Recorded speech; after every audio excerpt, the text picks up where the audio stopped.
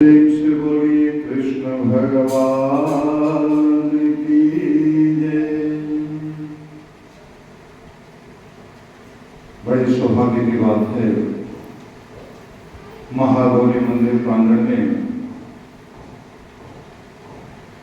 श्रीमद् भगवद गीता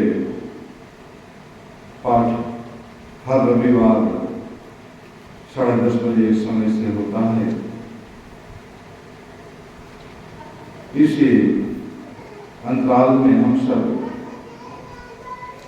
चतुर्थ अध्याय श्लोक नंबर 25 में प्रवेश कर रहे हैं। यहाँ पर भगवान श्री कृष्ण अर्जुन को देव पूजन रूप यज्ञ और ज्ञान यज्ञ का वर्णन कर रहे हैं। देवताओं के पूजन करने में जो यज्ञ किया जाता है और दूसरा यज्ञ ज्ञान यज्ञ, इस श्लोक का अनेक प्रकार से अर्थ लिया गया है। परमात्मा के साथ आत्मीयता का नाता स्थापित करना योग कहा, यानी उनसे जुड़ा और उनसे नाता स्थापित करने वाले जो योग को करते हैं वो योगी होते हैं। योग और योगी अनेक प्रकार के होते हैं। इसमें देव उपासक विष्णु, शिव, दुर्गा, गणेश इत्यादि देवताओं को प्रसन्न करने के लिए जब भक्त उपवास, हवन, जप इत्यादि करते हैं, देवता ये भी परमेश्वर की विविध शक्तियां होते हैं। देव उपासना के अंतर्गत ज्योतिष आदि यज्ञ देव यज्ञ कहलाते हैं। परम ब्रह्म निरुपाधिक विशेष रहित उसको निरुपाधिक कहा जाता है, जो विशेषण रहित है, शुद्ध चैतन्य है तथा आत्मा उसी का अंश है, किंतु उपाधि युक्त होने पर माया से आवृत होकर आत्मा जीवात्मा अथवा जीवात्मा होने का संज्ञा से विमुक्त हो जाता है। जीवात्मा का एक नाम यज्ञ भी है।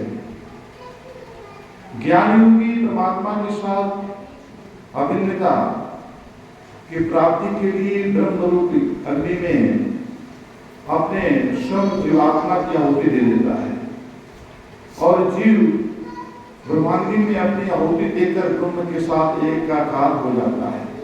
यानी हमारी आत्मा परमात्मा से बिछुड़ गई है। आत्मा इस माया के आवरण से आवृत होकर परमात्मा के बीच में माया का आवरण आ गया है और इस आवरण को मिटाना ही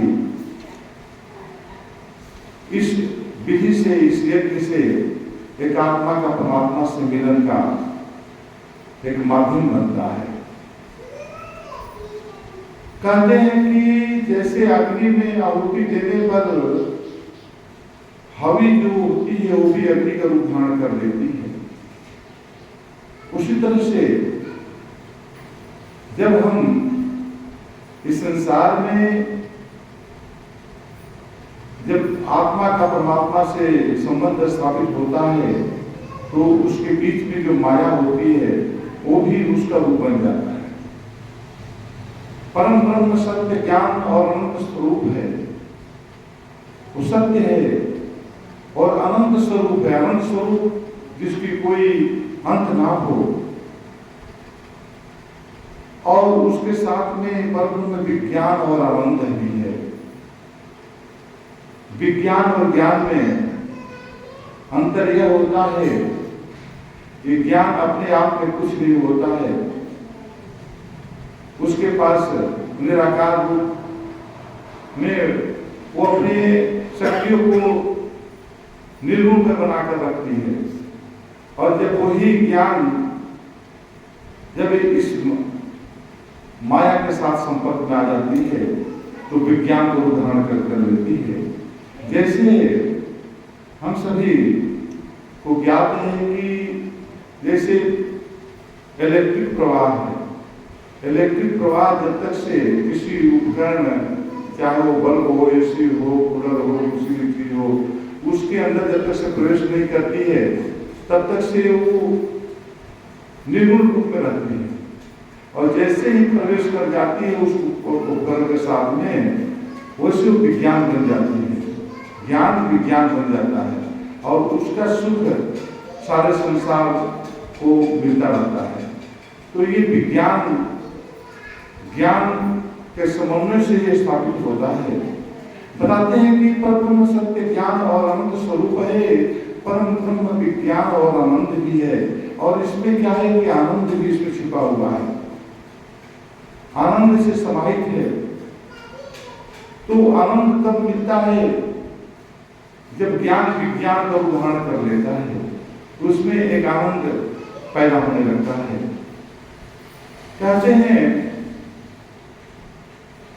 कि ज्ञान योगी अपने स्वयं को यज्ञ रूप में हवन करते हैं, अपने आप को प्रभु के चरणों में एकाकार स्थापित कर लेते हैं, आत्मा का परमात्मा का भेदन कर डालते हैं, आत्मा और परमात्मा में अभेदता उपस्थित कर देते हैं, जिसमें कोई भेद नहीं रहता है, एक रूपता स्थापित हो जाता है। यही ब्रह्म रूपता की अनुभूति प्राप्त करने का मार्ग है। इसी पर बताते हैं, आगे बताते हैं कि